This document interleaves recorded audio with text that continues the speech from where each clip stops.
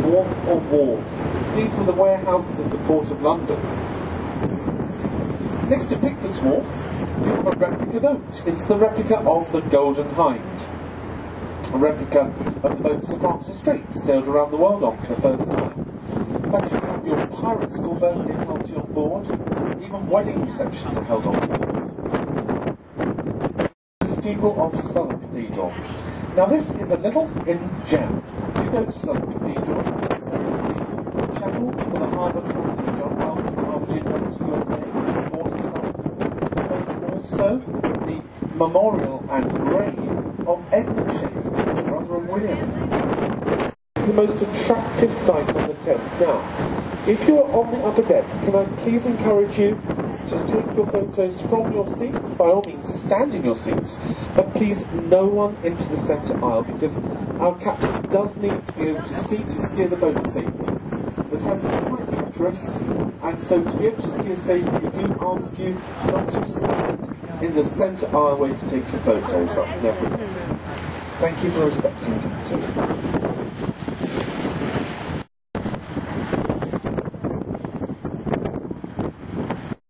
Cruiser in His Majesty's fleet. This saw active service. In fact, it came to dock here in the 1960s when it was taken over by the Imperial War Museum. You can go on board the Belfast, you don't really like to do this on the ship. You bring your pyjamas and toothbrush and your teddy, and you stay on board. You have the sailors' drill, party games, and even a midnight feast. Not much sleep goes on in the sleepover. Tower Bridge is ahead of us then, the famous bridge that opens up in the middle. It takes 90 seconds to raise the bridge. 24. These are the colours of the Saxe-Coburg. These are the Windsor royal family colours, our Queen's royal colours. When the bridge was first created, it was chocolate brown, which was Queen Victoria's favourite colour.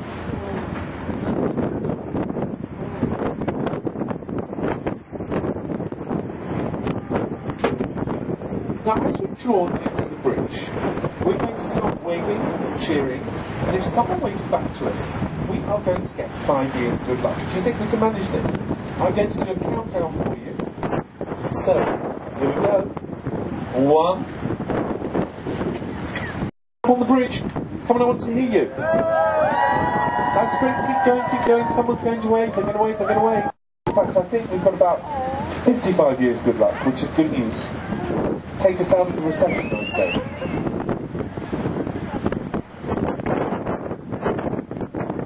And so Tower Bridge brings us through to the Great Port and Docks of London. Time to use our imaginations. In a minute, there will be a fabulous photo of Tower Bridge when we turn the boat, and I will tell you about that. So just keep your cameras handy.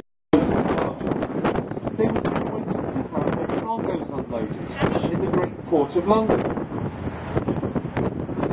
38,000 people used to work here in the port and docks. But that was finished by the 1960s. The docks closed one after another, so the docks were no longer useful. Those Londoners lost their jobs. It was a very sad time for Londoners and the London economy. It was terrible. And the warehouses either side of us here became quite... He went ahead, he bought Butler's Wharf, turned it into luxury apartments. A 2-bedroom apartment in the Butler's Wharf complex sent you back £2.4 million. And believe me, there is a 2-year waiting list to buy them.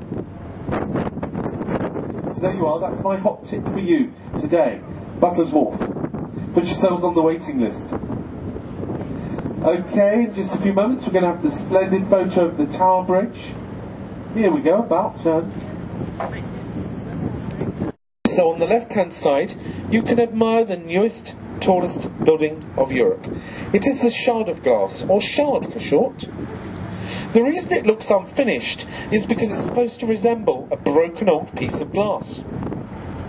But there's an even cannier explanation. You see, it's 300 metres high, 1,016 feet. Tallest of Europe at the moment, but if anyone starts constructing even higher, they can simply stick a steeple on top of the building and be the highest still. So it's a bit of a trick, really. Inside you have offices, the first Shangri-La hotel of the UK, fabulous apartments. Each apartment takes one complete floor and retails at £42 million. In our return journey, I'm going to hand over to my co-host, who is Dwayne today. So on behalf of myself, Andrew, I wish you a happy continuation of the cruise. It's been great speaking to you.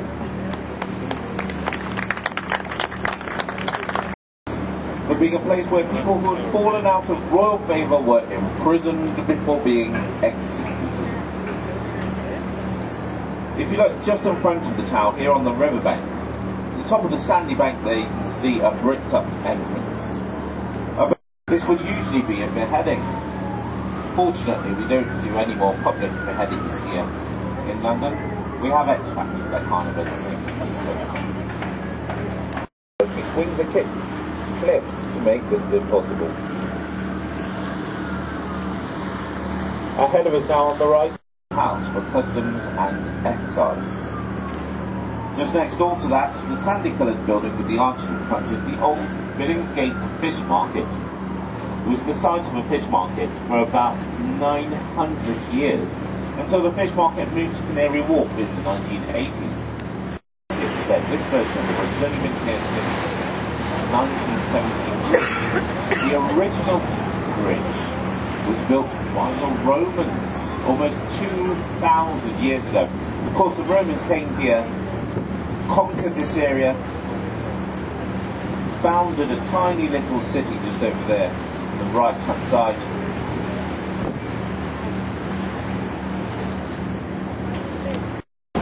William Wallace, famous in the film Braveheart. But after connected to this next bridge along the right is Cannon Street Railway Station. This station used to have a very ornate glass roof on top of it. The roof was put into storage in the countryside to protect it from the bombing during World War II. However, the place where it was stored was bombed on one of the first air raids in the war, and of course the roof was destroyed. Rather ironically, Cannon Street Station survived the war untouched. But they've got a roof garden up there now. One of it was designed by Sir Christopher Wren to replace the old medieval cathedral, which was burnt down during the Great Fire of London in 1666. Many great events in the nation's history have taken place at St Paul's Cathedral. This includes the marriage of Prince Charles to Lady Diana Spencer in 1981, the funeral of Sir Winston Churchill in 1965, and much more recently, the funeral of Baroness Thatcher just a few weeks ago. A moment's silence for Baroness Thatcher. That'll do. Ahead of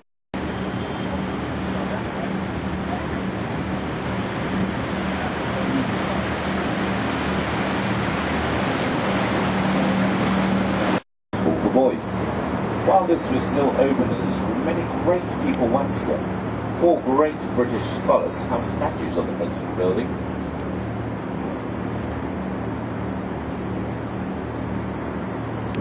He's there with his football. The Knights Templar went away on the Crusades to try to find the Holy Grail. When they went away, they left the area on loan to lawyers and barristers. This is the Savoy Hotel. It's one of the grandest hotels in the country. Recently had a £250 million makeover. Fences were added in 1882, just 4 years after this obelisk was brought to Britain. The Victorians. This is Whitehall Court. These mansions are built on top of the old site of an old royal palace. Lost their lives during World Wars I and II.